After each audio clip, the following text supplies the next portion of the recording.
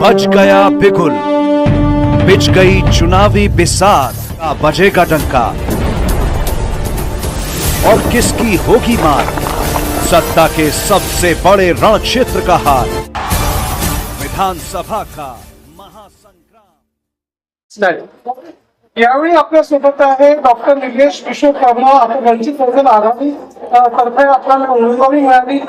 Sir, आम्ही आपल्याकडनं घेऊन हा जे आयोजन आहे हा कशा प्रकारचे आयोजन आहे, त्याचे काय वैशिष्ट्य त्याबद्दल?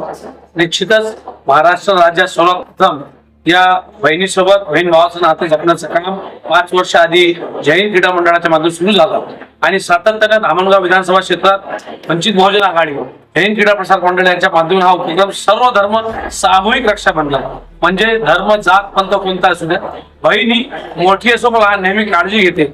कुणाच्या या बहिणीच्या जीवनात थोडासा काय आनंद आणता येत असेल, तिच्या चेहऱ्यावर हास्य फुलू देत असेल तर आमचा प्रामाणिक प्रयत्न लागला. त्या अनुषंगानेच आज तुम्ही आमला विश्वेश्वर या गावी आहात आणि मोठ्या संख्येने आमच्या बहिणी या कार्यक्रमासाठी झाला.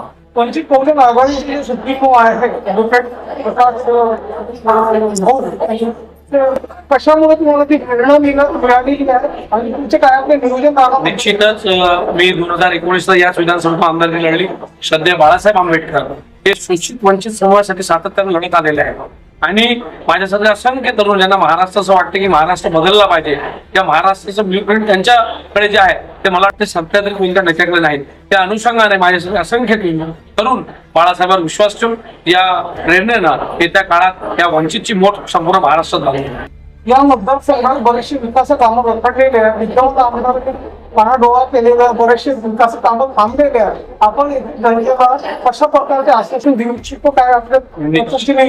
निश्चितच जी संधी सातत्यानं 20-25 वर्ष यांनी सत्ता भोगली त्यांना होती, त्यांनी या मतदारसंघाचा भ्रमनिराश केला, जनतेचा भ्रमनिराश केलेला आहे आणि यावेळेस इथं परिवर्तन होणार नाही. मोठ्या ताकदीनिशी जे शिक्षण क्षेत्र असेल, आरोग्य क्षेत्र असेल, क्रीडा क्षेत्र असेल, त्यासोबतच सामाजिक क्षेत्र असेल, जो मोठ्या प्रमाणात हा भक्कम व्हॅक्युम या मतदारसंघात आहे तो पूर्णचं काम येत्या काळात आम्ही करणार. लाडकी बहीण निवडणुकीला राज्यात उत्तम प्रतिसाद मिळतोय, परंतु आपल्या पक्षातर्फे स्वतः 5 वर्षापासून राबवता रक्षाबंधनचे जे आयोजन आहे तितपत उपयोगी ठरणार त्याबद्दल?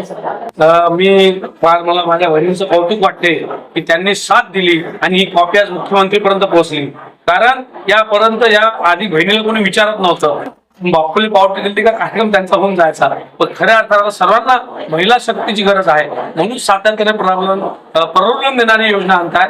निश्चितच चांगल्या गोष्टीचा स्वागत राहील, पण कुठेतरी स्वरूपी काम महिलांना पाहिजे आहे. हाताला बारमाही काम असलं पाहिजे, कारखाने असले पाहिजे. त्यासोबतच हा तात्पुरती तुटपुंजी मदत न देता सोयाबीनला जर भाव दिला असता तो सर्वात जास्त महत्वाचा राहिला असता. बेरोजगारीच्या ग्राफ वाढतोय, शेतकऱ्यांची भविष्य समस्या आहे, जे मार्गी लागलेले नाहीये, शेतकरी बंधू आहे, बेरोजगार आहे, महिलांना आपण काय आश्वासन देऊ इच्छितो? सातत्यानं सत्ता सत्तेपासून पैसा या अवतीभोवती सत्ता राहिलेली आहे आणि भाजप काँग्रेस एकाच नाण्याची 2 बाजू आहेत.